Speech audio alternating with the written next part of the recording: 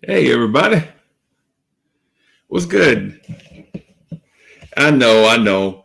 Y'all are probably thinking, like, man, what he doing with a shirt and tie on? I know. I impressed myself.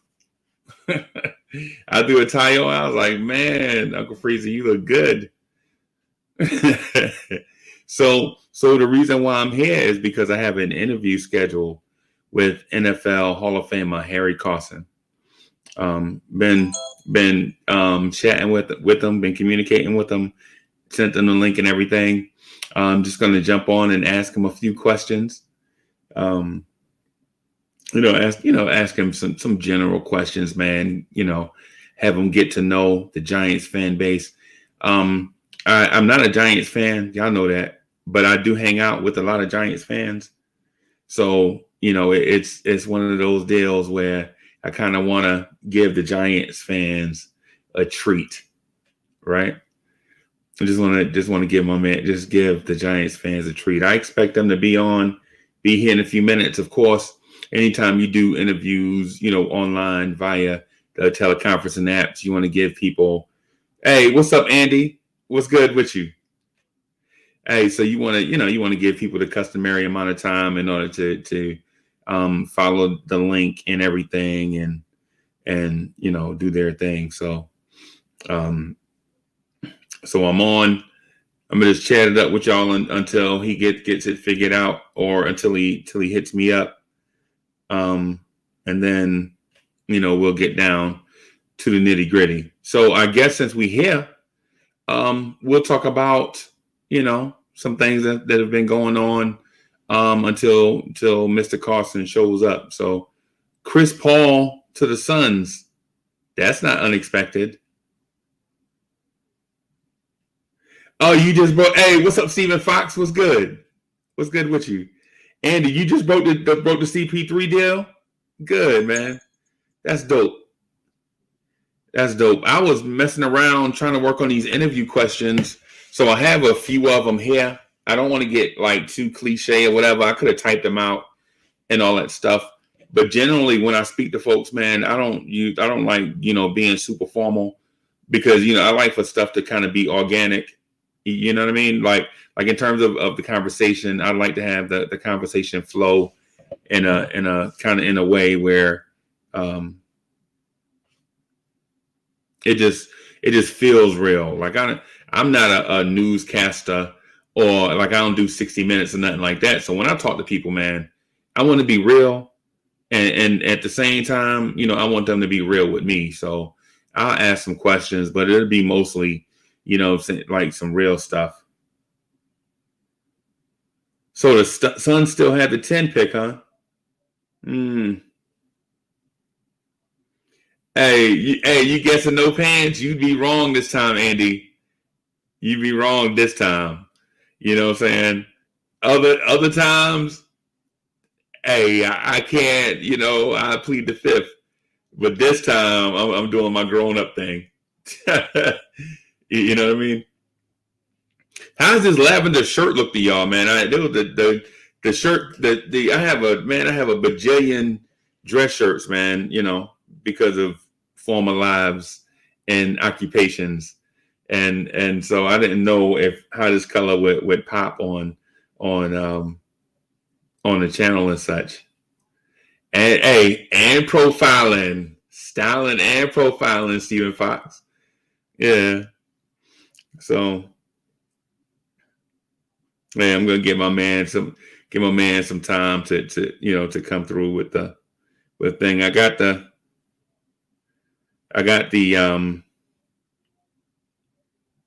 email chain here. Hey, everybody, guess who joined? Uncle Freezy. Hey, man. How you doing? I'm good, man. How you doing? Oh, my gosh. I can't believe it. Oh, my gosh. It is Harry Carson, everybody. Oh, my gosh. Do I need some makeup on? Do I need some... No, you don't need nothing, man. You perfect. Right. You don't need nothing, man. How's the family? How's the family doing? Everybody's good. Everybody's Good. I'm glad to hear that, man. I'm glad to hear that. Hey, um I tweeted out to a few of the fellows that I hang around with that you be coming on. yeah. And oh boy, you making these 40 and 50-year-old men sound like little boys. You know, they talking about, oh man, Harry Carson, I used to try to play like him when I was little. Hey, so to everybody I want to introduce you to everybody in the chat. First of all, everybody, please welcome NFL Hall of Famer, New York Giants legend, and more important to me and to others all around, good guy, Harry Carson. All around, good guy, Harry Carson. Yes, sir. Yes, sir. Hey, the point I was making before you came on was that a lot of the guys, the Giants fans that I hang out with, man, you know, they hold the Giants players and the legends in such high esteem. Mm-hmm. You know, they flat out remember, they can recall plays against certain teams in certain years, just like it was like a family event to them. Yeah. Yeah. And so to have you on just is like making their day. Maybe that's a sign that you've got a pretty older group of fans that you're sort of dealing with. Maybe. They remember the 80s. They remember those days. they were, but you know what? They appreciate those days. Like, it's not like one of those, because I tell this story a lot, and I don't know if people understand how hard it is to be an NFL player.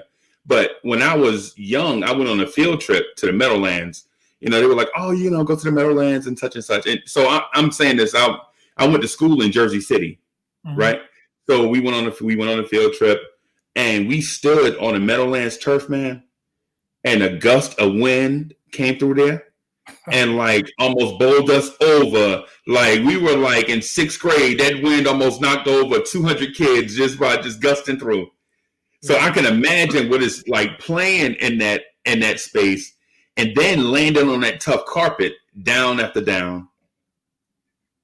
Well, yeah, it does take its toll on your joints and muscles and all of that stuff. But, you know, quite frankly, I really enjoyed playing at the old Giant Stadium way back in the day, because they had if you walk into the stadium, there was a high crown like in the center of the field. Right. So like if the ball is in the middle of the field and let's say the quarterback does a toss play to the running back and he's running toward the sideline, he's running downhill. Really? Yeah, he's running because the crown, you know, it kind of went like this. Right. And the reason why they did that was so that when it rained, that the water would drain quickly. But it also it had the ability to speed up plays, because in essence you're running downhill.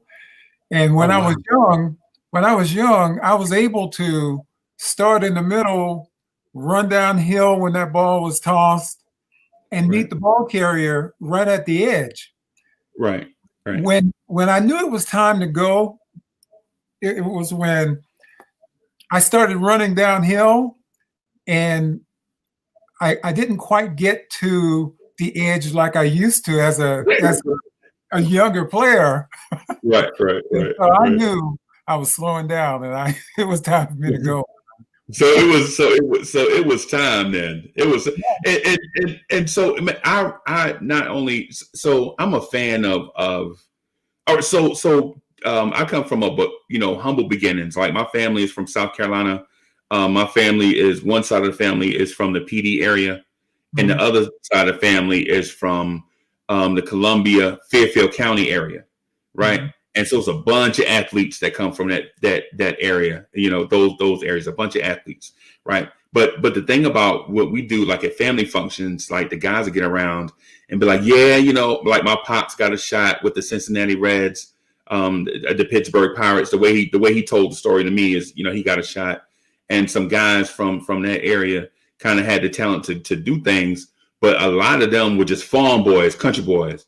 You know what I'm saying? They had to help out their family and do stuff like that. But let me ask you, when did you realize that you had, or let me first ask, are you from South Carolina originally? I'm from Florence. You from Florence originally? Yeah. Guess what? Guess where I'm at? Where? In Darlington. You're in Darlington now? Yes, sir. I am. All right. Yeah. I'm in Darlington right now. So yeah, and I know a lot of people from Florence, a lot of people. But how did you know?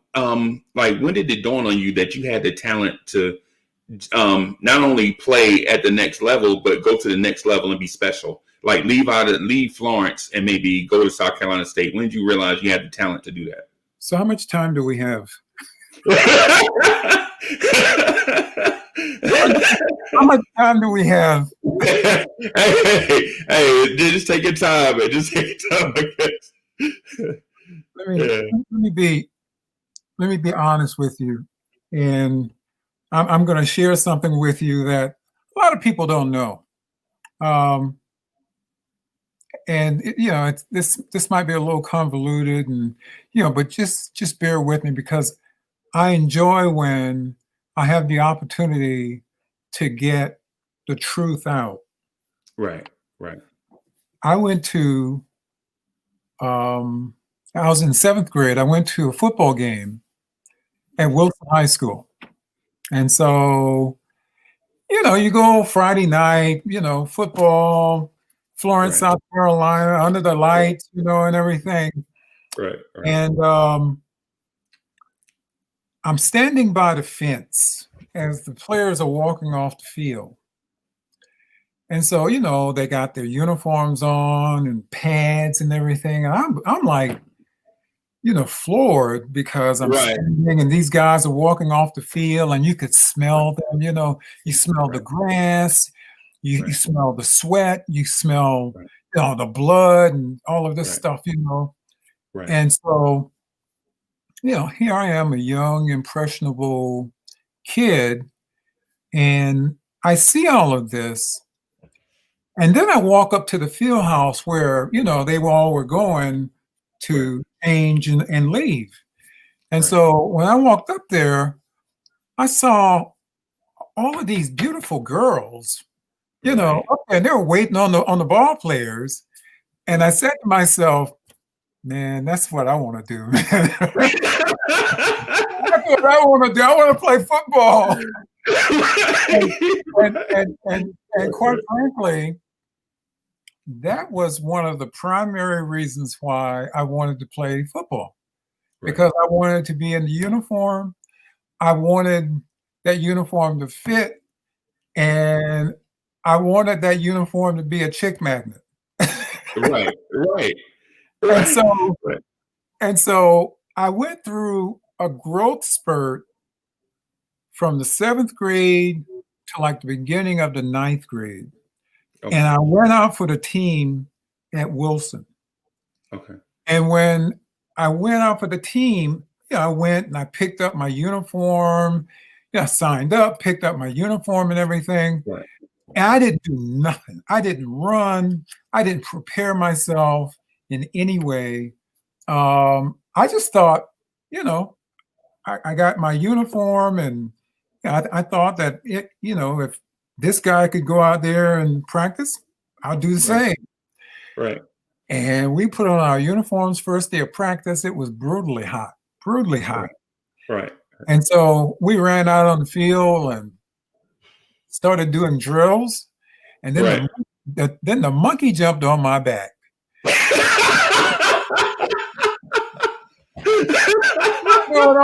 You're stretching, then you run from drill to drill, agility drills and everything, doing monkey rolls and all of that stuff. Right. And we couldn't walk. We had to run, like from everywhere. Yeah. and man, that monkey jumped on my back. Oh my goodness. It was hot.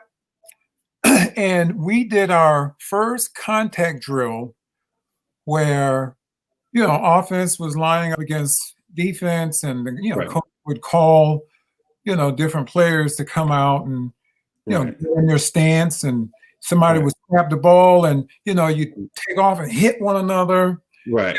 Head to head and everything.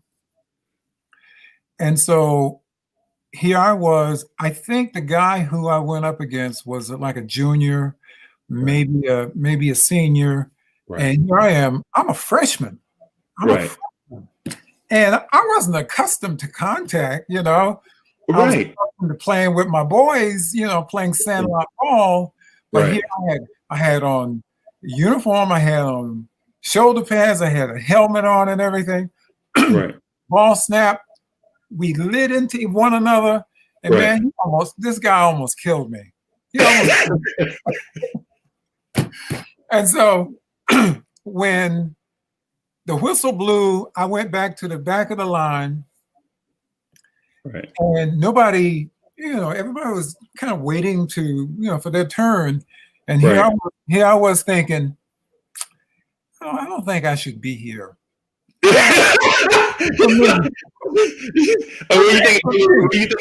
you thinking where the girls at? I wasn't even thinking about that at the time. I was thinking about the monkey being on my back, Right. And also in that one play where we hit one another, I saw stars. Right. And I saw little twinkling things, right in front of my eyes, Right. And in essence, in retrospect, I realized that was my first concussion. Probably that, yeah. It was my first concussion. Right. And so I just, I just turned around and I started walking off the field. And the coach, William Long, everybody used to call him Scooby, said, "Carson, where you going?" I didn't say nothing. I just kept walking. Right. And I walked up to the field house. I turned in my uniform, and I just put my clothes on and I left because I knew it was not for me. Right. And the thing that I had to come to grips with was, by me walking off the field, all of those guys who I was going to class with, right, I had to deal with them. Right. And they knew I walked off the field. They knew I quit. Right. And it was hard to live down. Right. And so I have to say, when I walked off the field, I was walking across town from North Florence over to East Florence. And E.J. McIver and Robert Sanders, who were coaches for the boys club football team, right, they saw me walking by the field. This is over by the train tracks, where that bridge is, over by McLeod Hospital. Right, I know you're right. Yeah, it used to be a football field there. Okay. And so when I was walking by, EJ called me and said, "Hey, man." And I turned, he said, "Man, you should be playing football." Not realizing that I had just quit at Wilson. Right.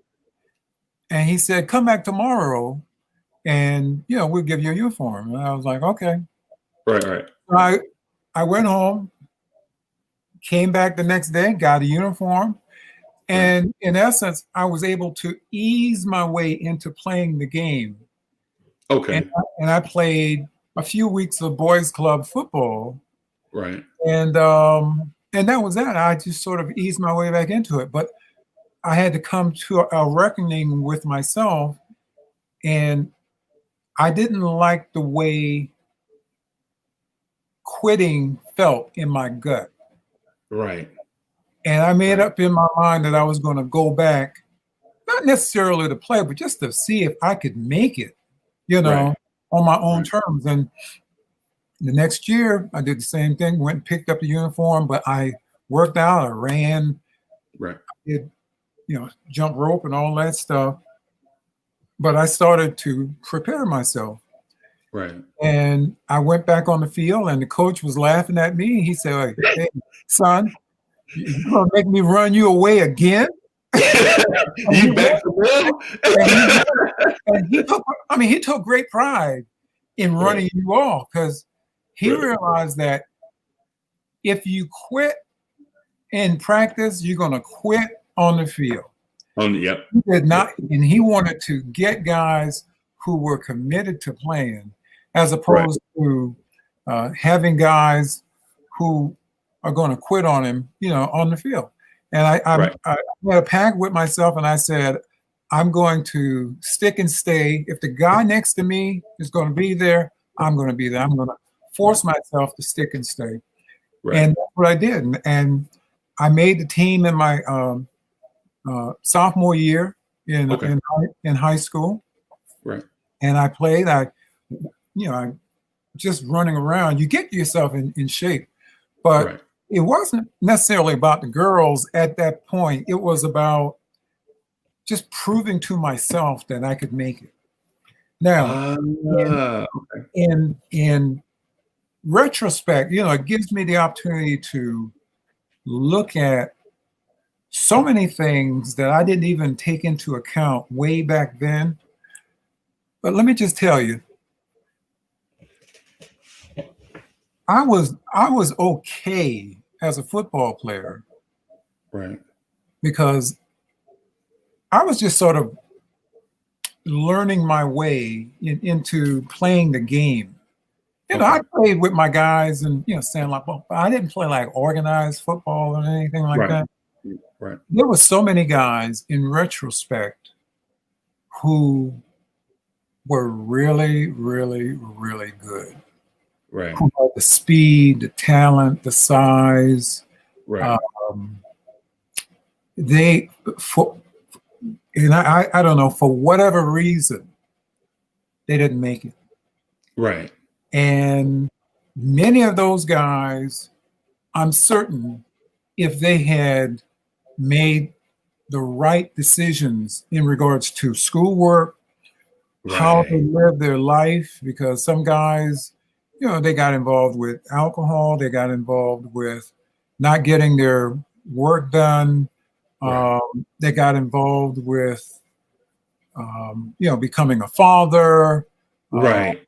But there are so many things that were there that prohibited them from going from that level to the next level. Right. And I think to myself, I wasn't even that good. Those other guys were really, really good, and if they had hung in there, if they had done the right thing, perhaps they would have gotten a scholarship. Right. Perhaps they could have, gone on to college and, got scouted by the pros and had the opportunity.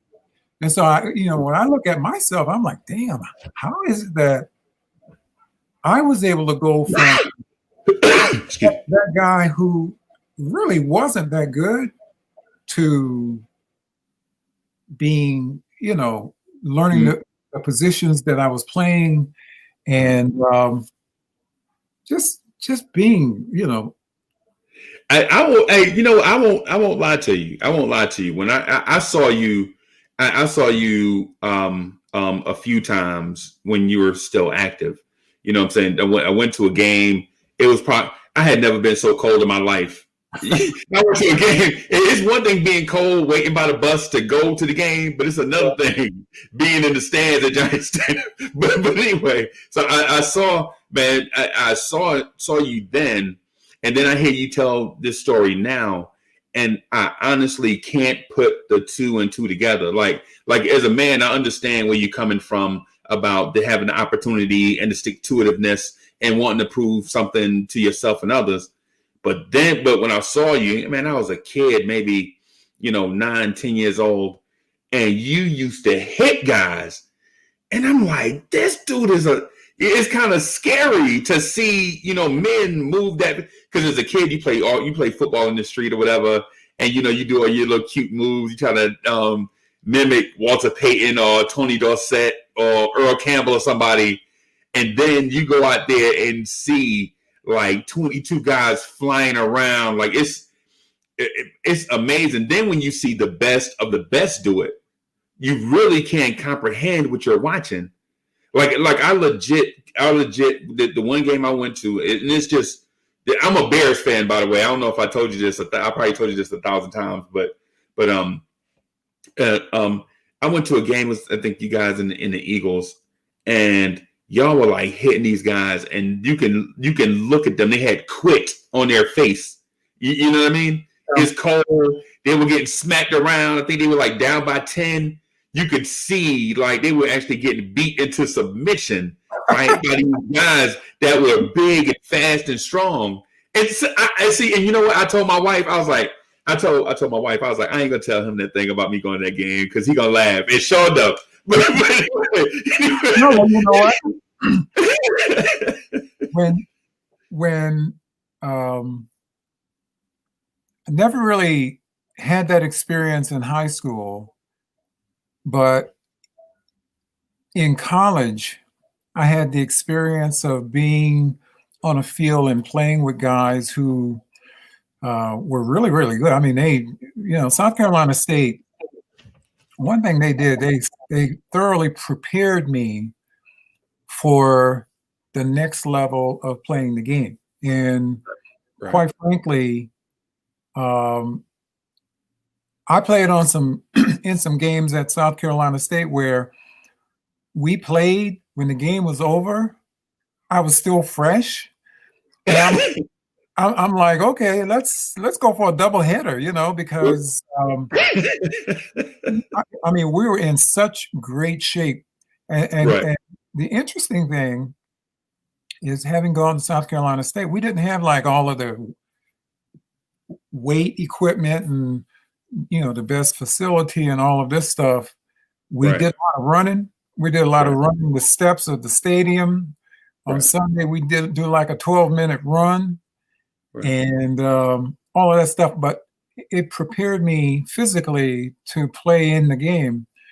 And in my junior year, we played probably some of the best defense that I'd ever played, in that we only gave up 29 points for the entire football season. Are you serious? 29 points. It is still a record with the NCAA, 29 points. And quite frankly, there are teams that we play, and we played 10 games. There were teams that we played who, when they came and played us, they left at the end of the game, they left with less yardage than what they came with.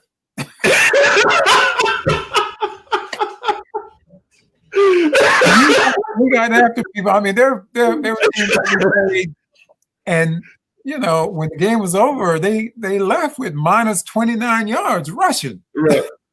Right. And we only gave up 29 points for the entire football season. But the other thing that kind of when you talk about being physical with people was the 1986 Super Bowl team, where we lost the previous year to Chicago. I remember that. I remember that. And our hearts were hurt because we thought that we were a better team, but we made mistakes. We lost the game. Bears won. They went to Super Bowl. I think they played New England.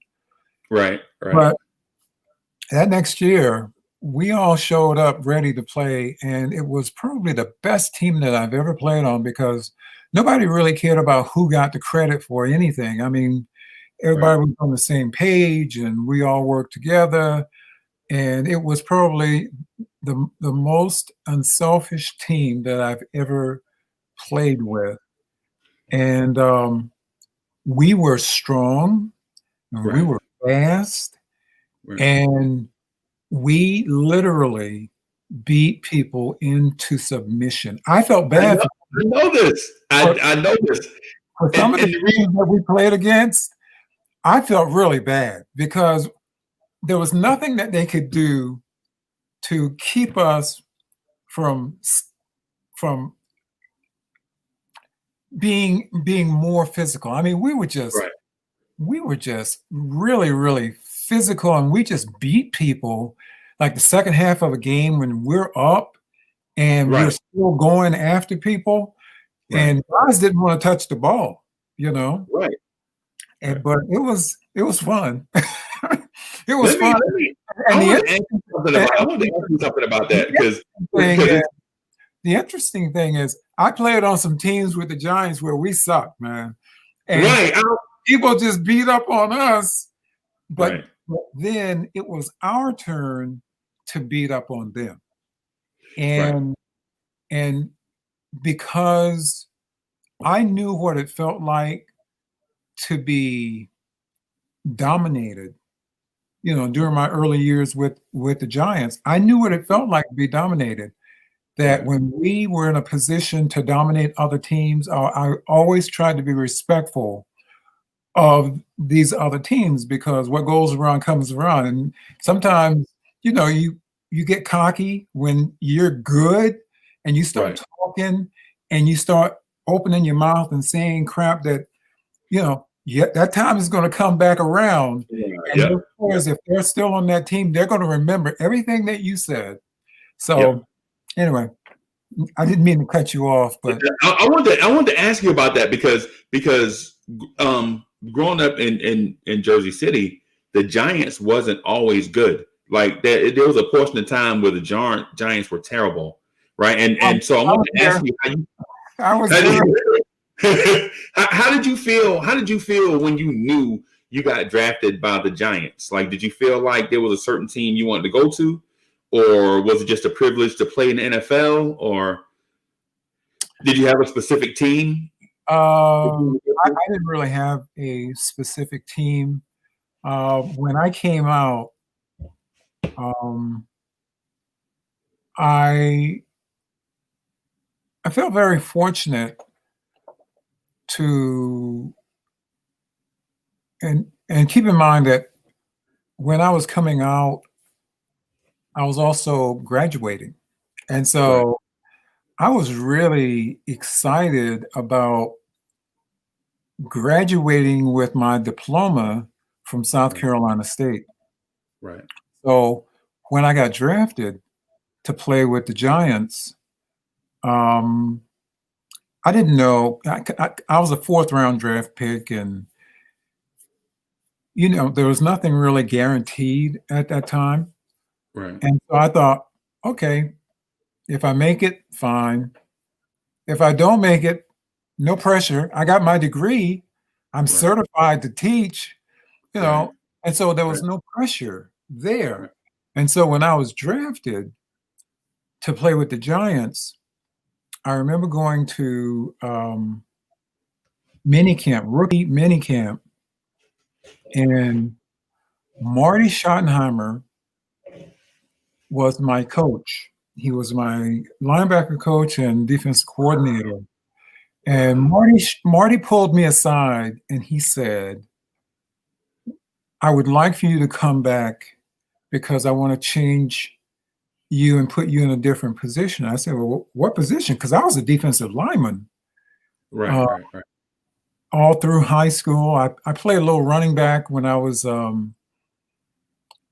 in high school, running out of a wishbone. I was basically a lead blocker. They never really gave me the ball.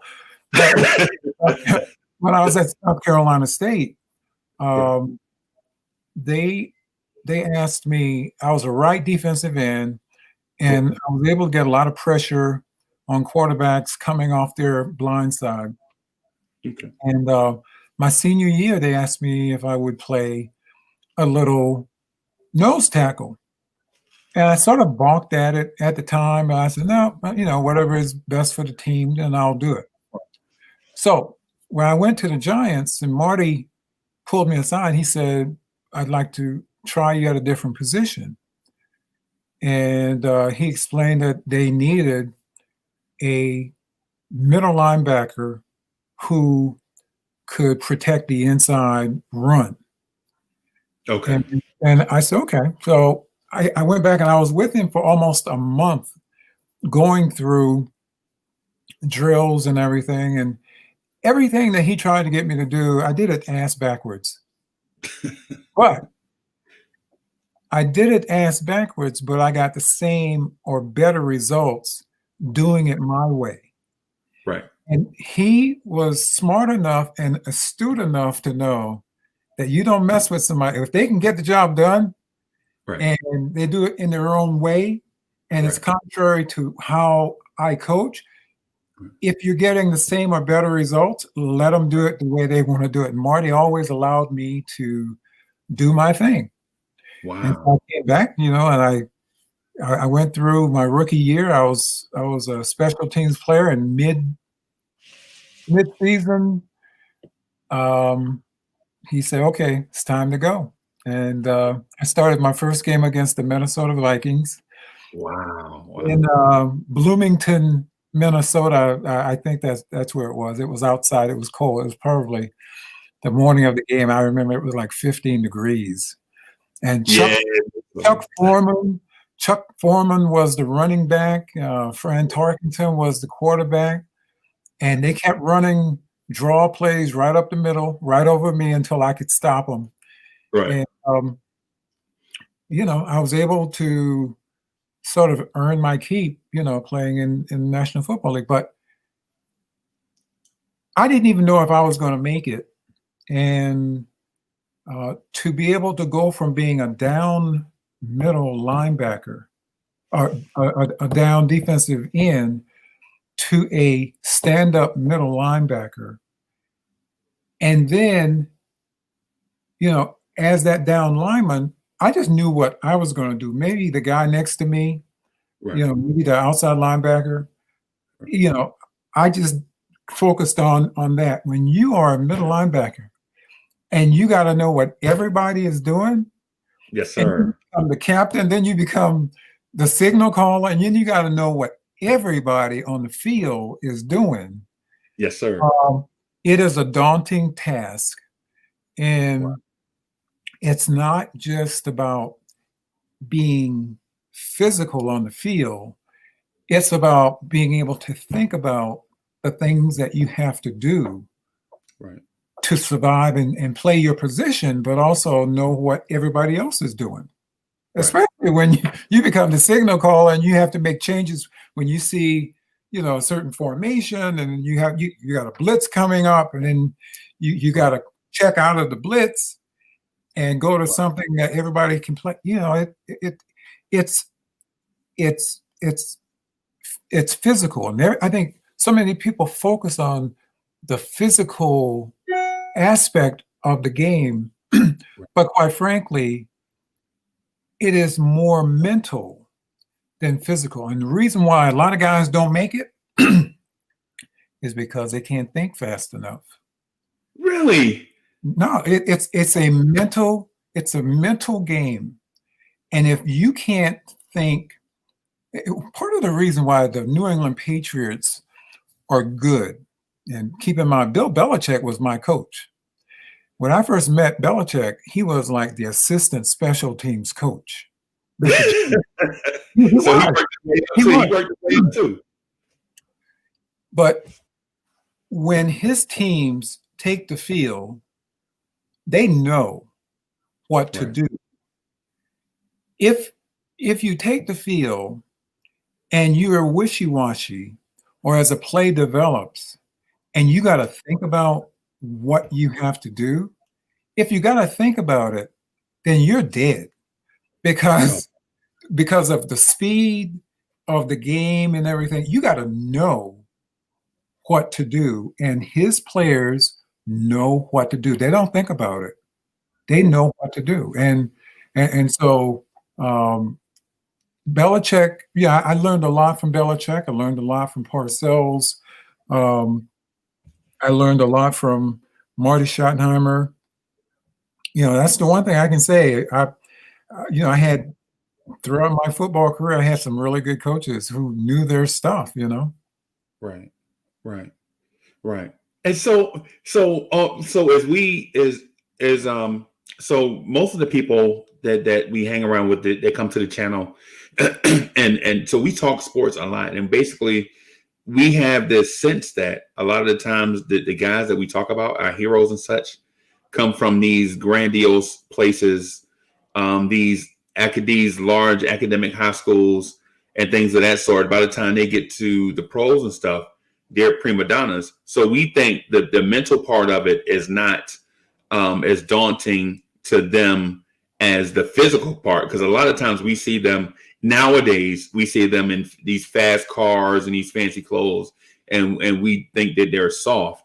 Just hearing you say that it's kind of vice versa, kind of blows us away a little bit in the fact that that we would think that the mental part of the game is something that they would have down pat, and that physical part of it would just wear them down week after week, or even play after play, so to speak.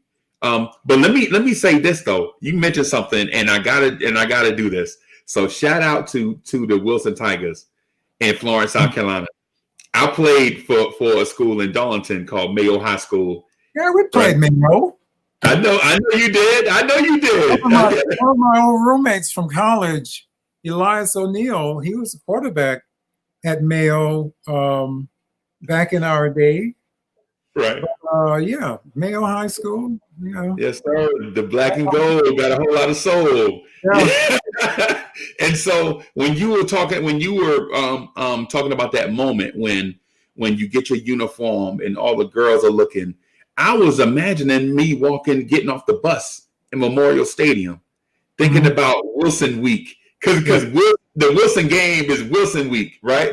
So as soon as you will beat Timmonsville, and as soon as we beat Timmonsville, they were like, yeah, it's on the Wilson, and so for us, we didn't have a big, huge stadium. You know what I'm saying? We would get a nice crowd, like 1,000 people come out to the game or whatever.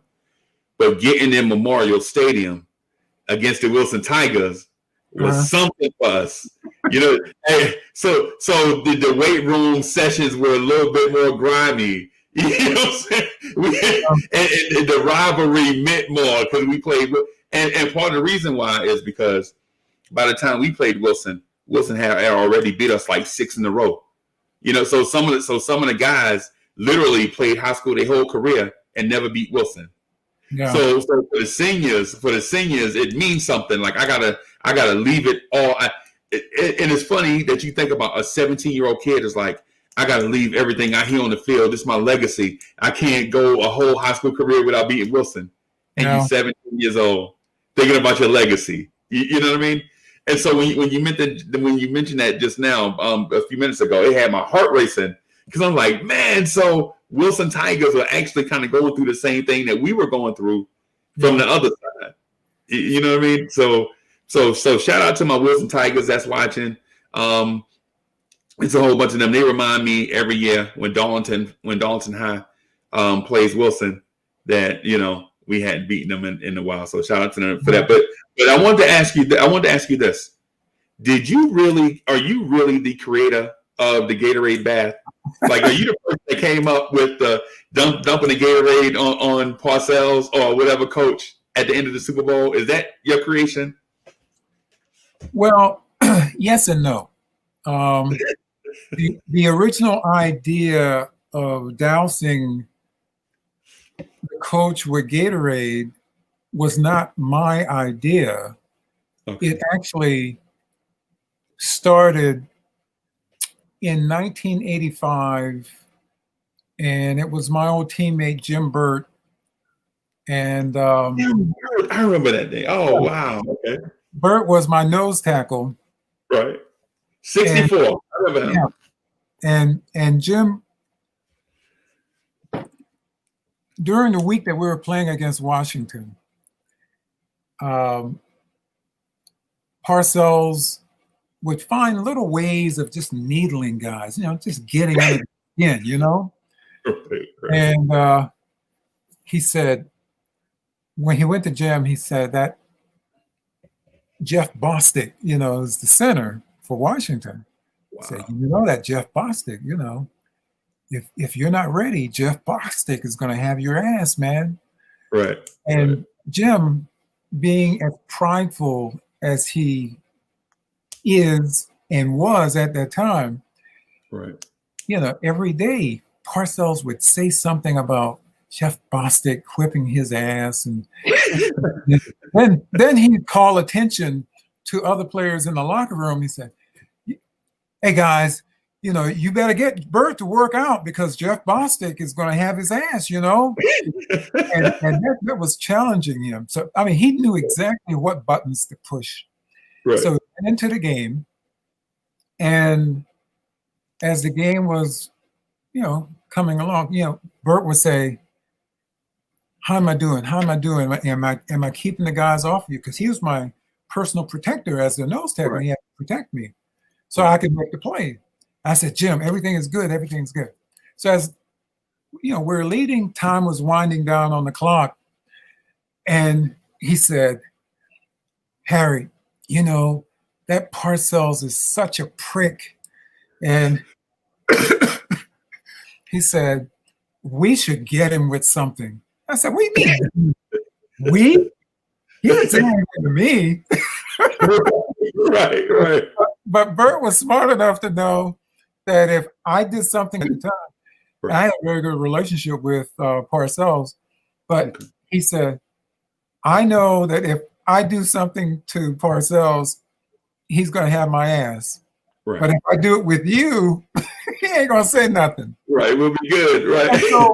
And so I said, "Well, Jim, what do you want to do?" He said, "Let's get him with the Gatorade." And so it was his Oh, idea to get him with the Gatorade. And I said, "Okay, wait until he takes off his headphones because we don't want to electrocute him." right. Right. As he took off the headphones, the game was over, and he's about to walk out to the field to shake Joe Gibbs's hand. We doused him with the Gatorade. Now, when we got him with the Gatorade, that was it. You know, we were happy to have won the game. He wasn't expecting anything. But then the next year, the 86 Super Bowl year, we had lost the game to the Dallas Cowboys. And then the next game, we were playing San Diego. Okay. San Diego had just beaten Miami like 44-7 or something, 44-10 or something like that. Right. And nobody thought that we could beat San Diego. Right. So we go through the game time is winding down. We're jubilant about, you know, winning the game. And then I got him with the Gatorade. Right. When I got him with the Gatorade, I forgot that Bill's one of these people, you know, he's very superstitious. If you do something one week and if it works, you got to keep doing it. Right. So by dousing him with the Gatorade, and you know, we won. The next week, I had to do it again because we won then. Then the following week, we won. I had to get him again, and so it became a symbol of 1986 football season. Right. All because he's very superstitious. If something works one week, you got to keep doing it. Right. And so we went through the entire football season, then went through the playoffs, and then we get into the Super Bowl. And then you got John Madden up in the booth, and he is diagramming, you know, where the bucket is going to come from. I remember that. And what I'd done it so much during the course of the season that I knew he was going to be expecting it. So what I did was, as the game was winding down, I asked one of the security guards, "Can I use your jacket?" He said, disguised myself. Right. And I got him with the Gatorade twice. Now, if you go back and you look at the video or you look at the film, the first time I got him, I don't even think anyone really noticed it. Okay. because it was like orange or something like that. If you go back and you look and you ever see me dousing Parcells on the field at the end of the Super Bowl, you'll see he's already wet. So I I got didn't notice that. I didn't notice that. I got him with the Gatorade, and it was like orange or Right. pink or something like that. Right. But I had to wash that off of him by getting him with water. And so I got him when I had to rinse him off, Right. and it became a symbol of the '86 season. I don't think I ever did it after that, but the folks at Gatorade thought, that's probably the best free publicity Right. that we could have gotten. Right. Right. So they sent me like a bowling bag, a bowling ball bag. They sent me a golf bag. They sent me a check. Oh, wow. Wow. And so all these years, I've had this ongoing relationship with Gatorade. Really? I've had an ongoing relationship with Gatorade. Wow. Wow. So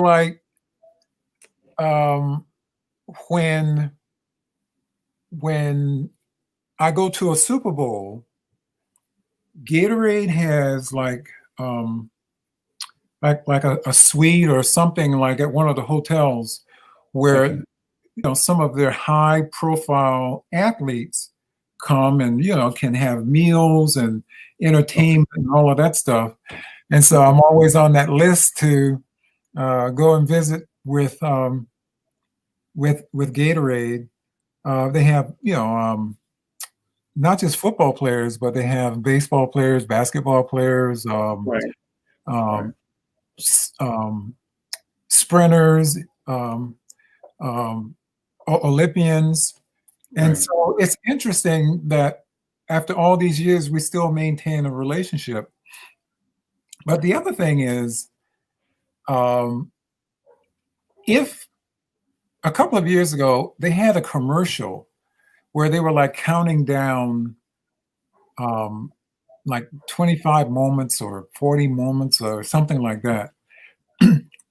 When they use my likeness, even if it's for a fraction of a second, Right. Right. I get a check. Hey. And so, no, Right. but it's like this.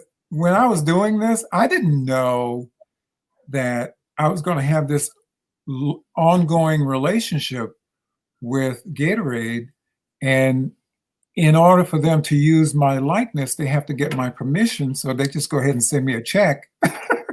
Right. Right. And, all is good. I'm not going to complain.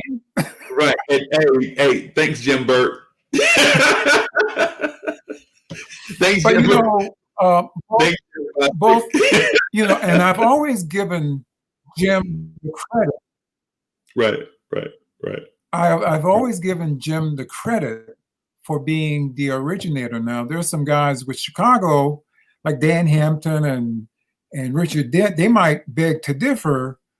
Right. But Jim, to me, is the originator, and I'm the guy who perpetuated it. Right. And so I remember that. Nobody saw the first time when Jim Burt wanted to do it, but everybody saw it during the '86 season when I was getting Parcells with the Gatorade. And so, I have no arguments with anyone that, it's something that's fun, still a little childish, but isn't that what sports is? It's about having fun and being childish, and oftentimes, celebrating accomplishment too. By the way, because I used to see, Warner Wolf used to show it. Because that's back then when we used to be starving for sports clips. We didn't often have sports, but Warner Wolf would come on for his little 5-minute segment on CBS, Yeah. and we see Harry Carson with this trench coat on, hiding with the kids, sneaking around, and then dumping Parcells, and Parcells acting like he was totally surprised. I mean, so things like that, it makes us, like, it endeared us more towards athletes, because, like, on the one hand, when I mentioned to you when I was in the stands, watching y'all smack up the Eagles and watching them, basically want to quit but can't. So we watch the Warriors on one side, right? And then we get to watch regular people do things that were fun on the other end. Like y'all would literally beat teams half to death, and then at the end of the game celebrate by doing something that everybody can identify with. Like, so it's one of those things that I felt like, endeared, especially that Giants team, to the New York fan base. Now, there's a 1990 team. I think were you on a 1990 team? No, I'm much too old for that. So the 1990 team were endeared to the fans because we had Desert Storm going on. Right. Cats like myself were leaving for the military, and what I'm saying, it was like, so we had all these emotions going on. The Supreme Patriots, and Veterans Day just passed, and I should say this. Hey, I want to thank all the veterans for all the things, to your many contributions to this country, sacrificing your lives, your livelihood, and your families to go make sure that we can enjoy our freedoms and liberties and such. I just wanted to do that. I'm a veteran myself, but I always feel like it's necessary to share that message with other veterans, because you don't often hear that. But speaking of the two Giants teams, the 90 team was more of a team that had all these things going on, and they probably shouldn't have won as many games as they won, but the heart that they showed throughout the season, like Stephen Baker shaking off 5 guys to stretch for a first down to continue, and Otis Anderson getting up out of the cotton balls. He probably should have been retired, but he's playing anyway and doing his thing. Otis is my man. Otis was my man. The interesting thing, when you say Otis Anderson, Otis, I remember playing against Otis like when he was a rookie. Right. He would run for his life. Right. He saw us on film, and Otis and I are like really, really, really, really good friends. Right. The thing that Otis would tell you is, I read him, like when we played when he was playing with St. Louis Cardinals, and he'd be in the I formation, and I knew exactly where he was going to go. I knew when he got the ball, I knew exactly where he was going to go, and I would tell everybody, he's coming this way. He's coming this way. And so we had to blow up and get ready to take on the blockers, but also, to tackle him. But it got to a point where he had to improvise, because we had it. I could read him, and he would have some really good games against us because he was running for his life. He didn't run where he was supposed to run. Right. So when everything was clogged up, he would improvise. And so in a way, we were lucky to have him on the team in '86, and then in '90. But if you interviewed him, he would tell you, man, we had him and we jacked him up, man. But the thing about him, though, the thing I like about Otis Anderson is that for some reason his body seemed to hold up longer than most NFL running backs. I don't know how true that is, because I'm not in the locker room, but it seemed as if he was an old man running the football at 32, 33 years old. Now, that's old man age at running back, especially nowadays. He is, not to cut you off, but he's an old black Southern man who is built right. Old black Southern man who's built a certain way. Right. And quite frankly, the way that some of us have been constructed, right, over the years, if it wasn't for a little arthritis in our knees or back or whatever, man, many of us could probably still play. I We, really- because that- we were built a certain way. And if right, you look at many of those guys who went to HBCUs, right, they could play 18 years if they wanted to. Jackie Slater, right, right, offensive lineman with the Rams, Jackie played 20 years. right. You look at Ed Too Tall Jones. Yeah, He played yeah, about 14, 15 years. yeah. I played 13 years, but truth of the matter is I probably could have played another 5 if I wanted to, but I didn't want to play anymore. I just wanted to move on with my life. But That's what I wanted to ask you about. It's one of those because it felt like a shock to us. Like it's like, I mean, he can still do it at a high level. I mean, yeah. of course, we're like, okay, we know this kid Pepper Johnson is gonna be okay, but he ain't Harry. That's what we, you know what I'm saying? Yeah. And so we like, it must be something. It must be something else. Just like maybe just wanting to go on and do other stuff. Because and the reason why I saw it like that is because as a Bears fan, I saw Walter Payton get drafted in '76, I think, and see him. I think it was earlier. Maybe it's 75. 75, right. Yeah, 75. Okay, so 75, right? And I saw him come in and take a pounding for the Bears, and they were in the same situation: outdoor stadium, AstroTurf, weather conditions. But it wasn't so much being at Soldier Field; it was Jackson State. Right. State University prepared him. Right. Just like Mississippi Valley State prepared Jerry Rice. Right. Guys of that era, guys who went through all of that stuff, we were built a different way. Like I said, we didn't have like the best equipment. Right.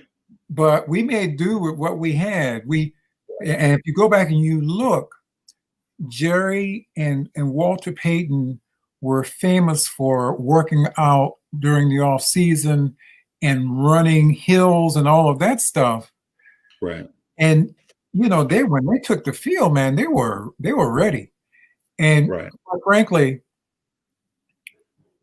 on Wednesdays during the course of the season, Wednesday is like a Monday for an NFL player because you play on Sunday, you might get a little stuff done on Monday, but Tuesday is your day off.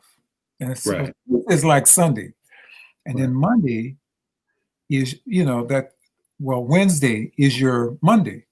Right. And I get my scouting report and game plan and everything. And I'd open the book and I'd look and see who went to a black school. Right. And when I saw the different guys who went to a black school, I would highlight the fact that they went to a black school. Right. Because those guys at the HBCUs who went to those black schools, they're built a different way. Like when they had to go on a road trip, they didn't jump on a plane on Friday and fly across the country. They got on the bus on Thursday night. Right. No. They got on the bus on Thursday night and they went to wherever they had to play. And when the game was over on Saturday, they didn't go back to the hotel. Right. They got back on the bus and they went back to wherever they came from. And that builds certain things within, players. And I always knew that there's a certain kind of toughness that comes with guys who have played at HBCUs. Right. It's those guys who I know they prepare differently. But the other thing is we all who went to those HBCUs had a mandate to represent where we came from. Right. And so you don't really see a whole bunch of guys who went to HBCUs acting crazy. They knew that if they went and acted a fool wherever they went, that they were going to hear it from wherever they came from. Right. So, Right. you know, it's an altogether different experience. You know, it was fun. It kind of goes back to, you know, seeing who it is made of what, you know. And again, I just saw so many guys who went to those black schools who, you know, much like when I was in high school, there's so many guys who could have made it if they had stayed focused, and you know, Right. there would have been. It kind of reminds us, and so I've never attended a HBCU, right? But I think it kind of reminds me of that thing with Mayo and Wilson, kind of in my mind. But like I'm a Golden Bear everywhere I go, just like Wilson Tigers remind me that they are Wilson Tigers everywhere they go, and we have a certain toughness to us. And when we go to like big cities, so sometimes that might rub people the wrong way. But we come from a place where we didn't have a whole bunch of resources. You know what I'm saying? Our weight room wasn't the biggest. The team had to take turns at the bench rack. We only had one bench. You know what I'm saying? So it's all these things that made us tough. And we were always underdogs everywhere we went also. People are like, oh, you went to that little teeny high school? You know what I'm saying? To me, being a Golden Bear, but as a Golden Bear, what that does is reinforce my Mayo pride. Yeah. That's why one of the reasons why I had that feeling when, you know, I got, hey, so I bought, I'll tell you, so in high school, I was about 140, I was about 6'3", 148, right? And so I begged the doctor to write 165 on the paper. And he was like, man, you don't write 165. And I was like, because you know how you got, because when I was coming, you had to go get your physical, right? And so he was like, man, you ain't know 165. I'm like, please write 165. Please write 165 on the paper, right? So he looked at me. I ain't writing on 165, and he write 163 on the paper. And I snatch it out of his hand, and I run from there. I run all the way home with the paper in my hand, all the way to football practice, right? So I give it to Coach Green, throw it on the paper. Coach Green look at me. Free, you done bulked up from last year. Free. Hey, he's 6'4", 172. Because, you know, in the things that come out in the thing, you know. And so I got this big neck roll like Gary Reason used to wear, just like this big old thing, man. And I put my jersey over it. And so when cats used to see me coming, they think like, dog, that dude must be 220. No one, man. I ain't nothing but 148 soaking wet in high top cleats. You know, but I said that to say this. When we got out there on the field, I was gonna fight like a big man. Mm-hmm. You know what I mean? I was gonna give them everything I got, and I wasn't the best at it. You know, I'm not saying I don't have all kind of records or whatever. But the one thing they could say about Mayo High and the kids that came from Mayo was we had heart and we're tough. Yeah. And it's kind of like because we were representing for 100 years of Mayo Golden Bears before us. So everywhere we went, if we did anything wrong, it was a whole line of Mayo Golden Bears like, hey man, what you doing down here cutting up? Don't you know you represent for everybody? You know, it's like one of them type things. Yeah. So yeah. So let me. I want to ask you a couple more questions, but let me ask. Would you be okay with the people with my people in the chat asking you a couple questions? No, not at all. Okay. So I wanted to ask you this. So what does a Hall of Famer do in retirement? You keep on living your life. Right. I'm very fortunate in that I can sort of pick and choose the things that and this is really my life in general is, I think that I'm pretty educated, pretty much educated. Um, I have the opportunity to travel in many circles. Right. I get the opportunity to do many things. And I sort of pick and choose, what I want to do and what I don't want to do. Right. Right. Um, One of the things that I do right now that people don't really know about is, unless you read my bio and in advance, but I've been involved with the Fritz Pollard Alliance for about 15 years now. Okay. And what the Fritz Pollard Alliance is an organization that is named after Fritz Pollard, who became, in essence, the first Black head coach in the National Football League back in 1920. He was an All-American quarterback, and he went into the Pro Football Hall of Fame in 2005, I believe.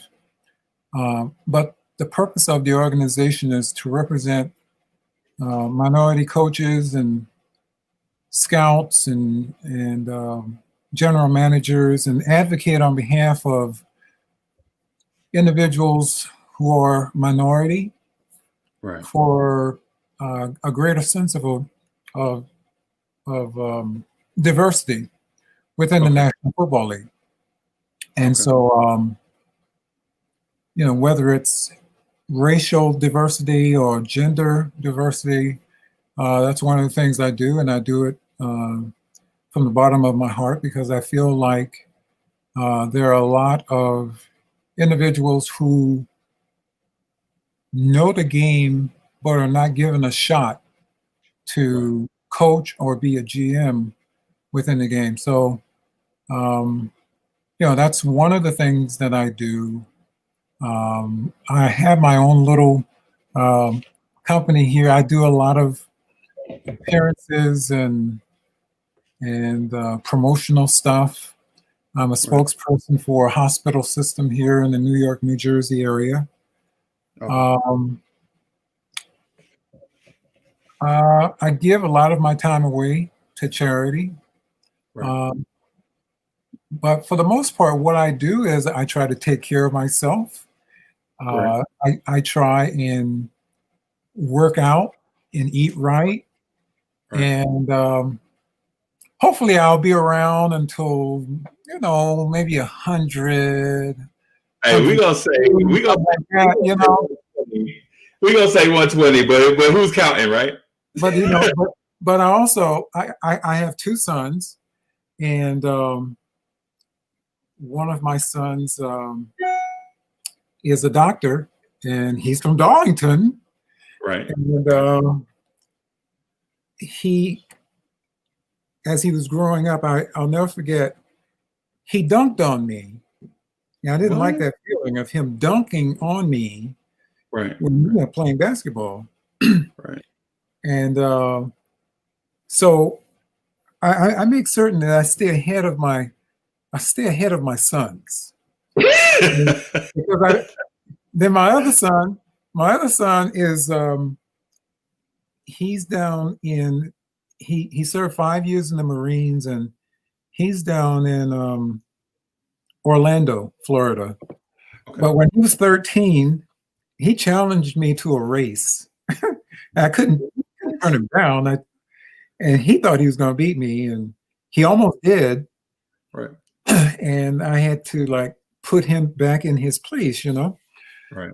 So I say all this to say that I made a deal with them that if they ever challenge me in any way, if I'm 98 and in a nursing home, if they challenge me, I'm going to come out of that nursing home, Right. and I'm going to take on that challenge, and I'm going to beat their little asses, Right. just because I can. Just the pride in me will come out. So Right. don't challenge me. But so Right. I do work out. I do a lot of stretching, taking care of myself.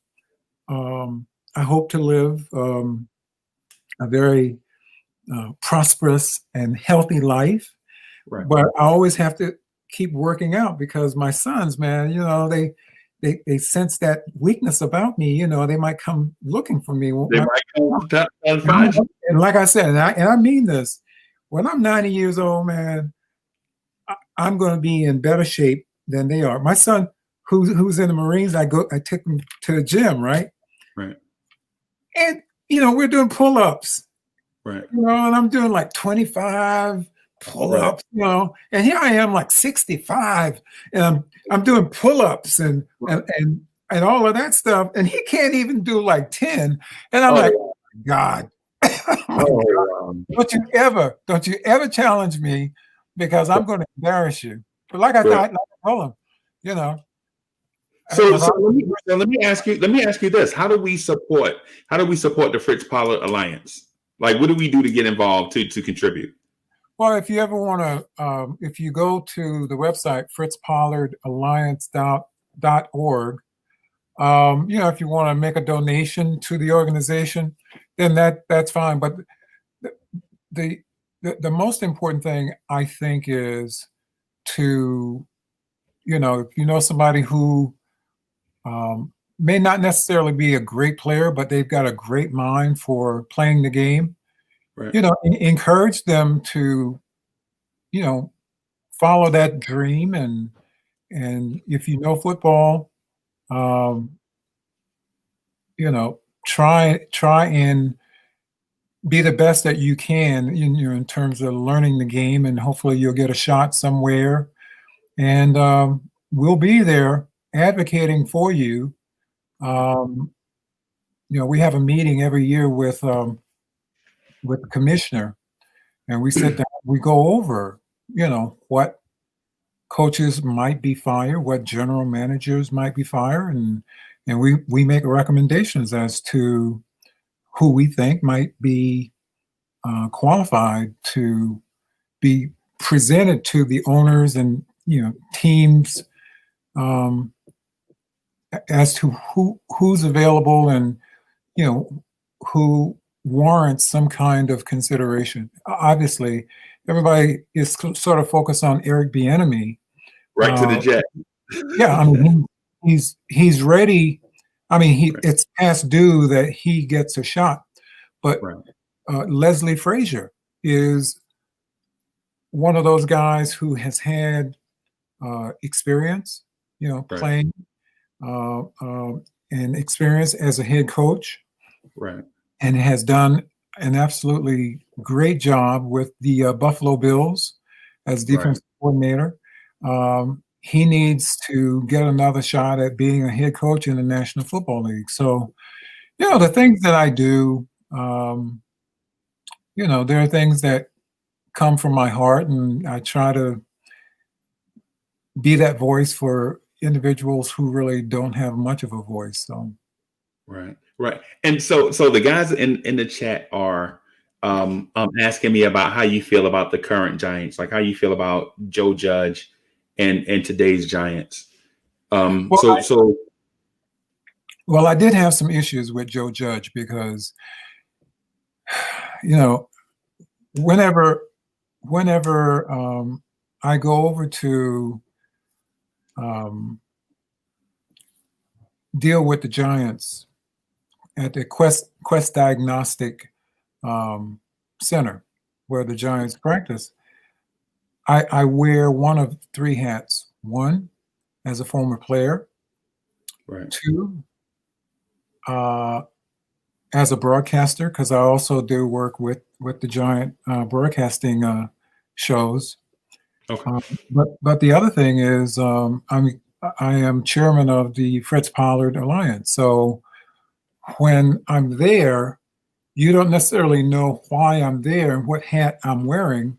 Right. Right. But the problem that I had with the Giants is last year, um, you know, owners have been staunchly saying individuals who are being considered for head coaching positions should work their way up to being a coordinator. Right. And then you turn around and you hire somebody who is not necessarily an offensive or defense coordinator, but he's a special teams coach, and you're going to give the keys to the new car Right. in New York with New York license plates or New Jersey license plate, Right. and you're going with a guy who has been an assistant coach but not a coordinator. Right. How Right. fair? For that long, not even for that long. Yeah. So I've been watching them over the course of this season with the pandemic and everything. I haven't been in the house as much as I normally am, but as a former player, I want Joe Judge to succeed. As chairman of the Fritz Pollard Alliance, I got some issues with him being selected over other individuals who perhaps were better prepared or maybe were a coordinator and have done everything that they've been asked to do, and they still don't get a shot. Now I'm talking about Eric Bieniemy. right. So I'm sort of mixed, but at the end of the day, as a former player, I want the team to do well. Right. And Right.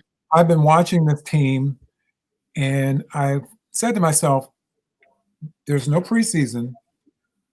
Right. You've had a turnover in personnel. It takes a while for a new coach, a new offensive coordinator, Jason Garrett, Right. defensive coordinator, and guys who have not really played together. It takes a little while for all those things to come together. And so when I watched them play yesterday, I was pleased at what I saw because they weren't making the mistakes that they'd been making in the past. Daniel Jones was not necessarily turning the ball over. And I feel like, they still are work in progress, and hopefully, they can play together and not necessarily be in the bidding for that number one draft pick of Trevor Lawrence. Trevor Lawrence. Right. He's going to the Jets. Yeah, he's going to the Jets. It's a couple of Jets fans in here at the day. Yeah, so I hope the Giants continue to make progress and eliminate mistakes, and if they do, I think they'll be okay. And I think that also the period that they just sort of went through, I think that's going to be a building block for the team moving forward because they just made mistakes, and if you can eliminate mistakes and just play error-free football, you're going to be okay. Hey, pardon me for just a second. I got a dog that's going crazy. I don't want him to get in the audio, so I'll be back in about 10 seconds. Okay. I'll be back in about 10 seconds. Pardon me. I'm sorry about.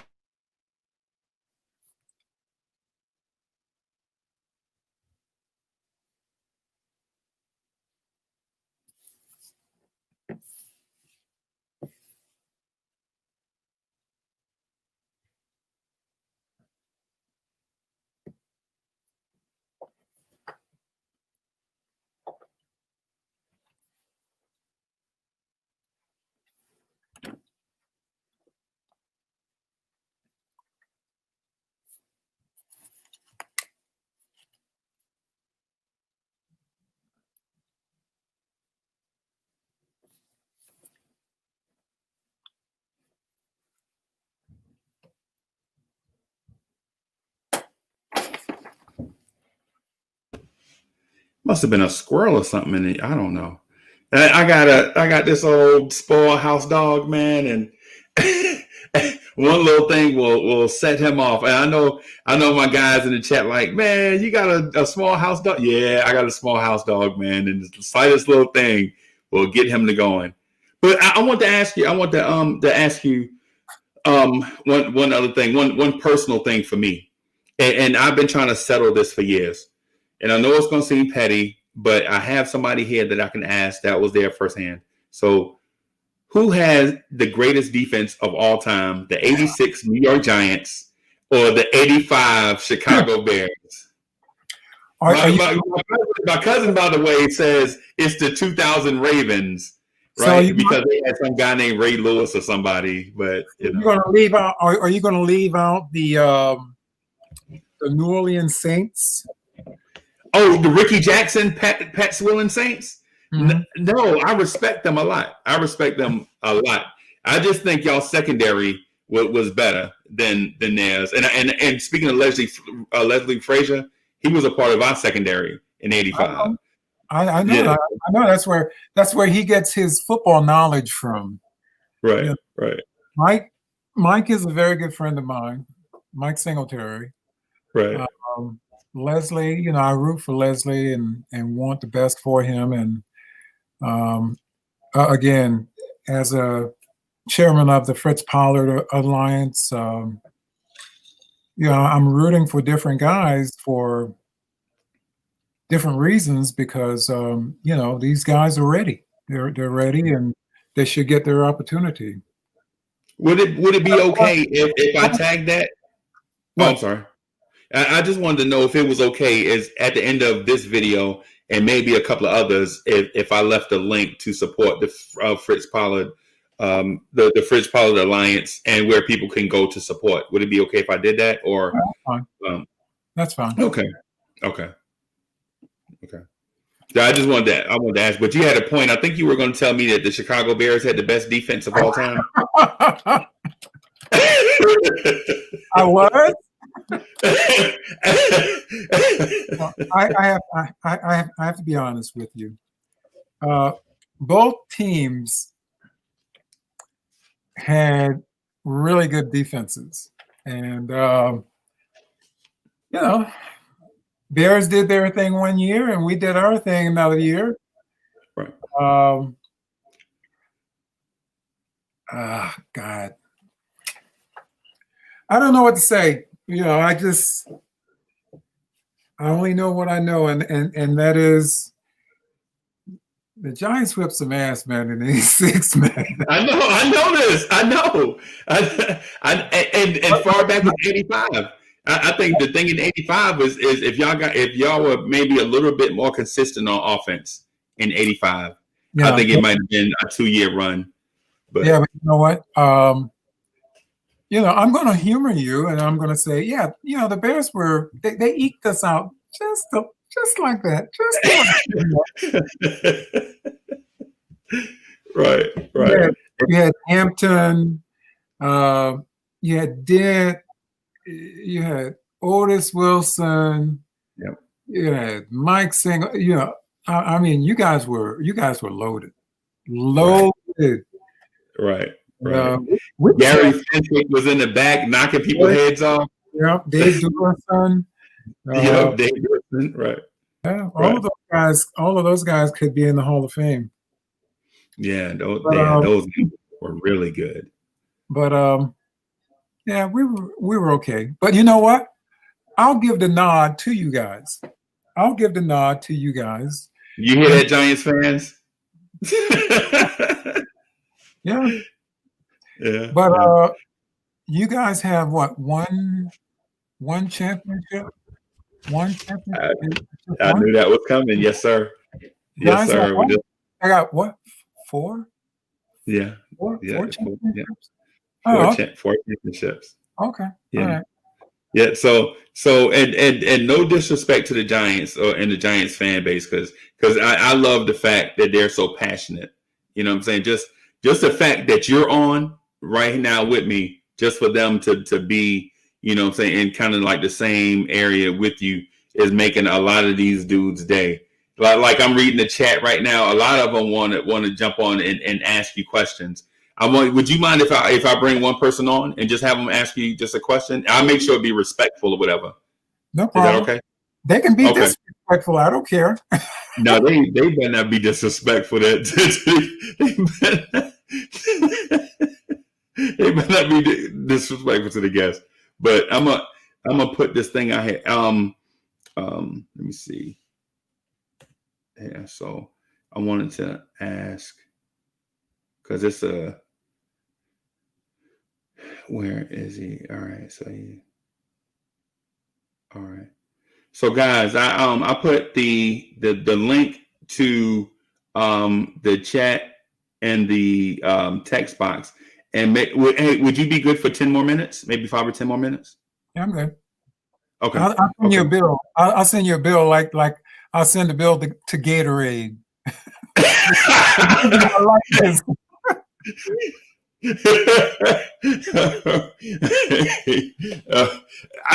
And I laugh at that because Gatorade had no idea they would be doing this for like 30 or 40 years.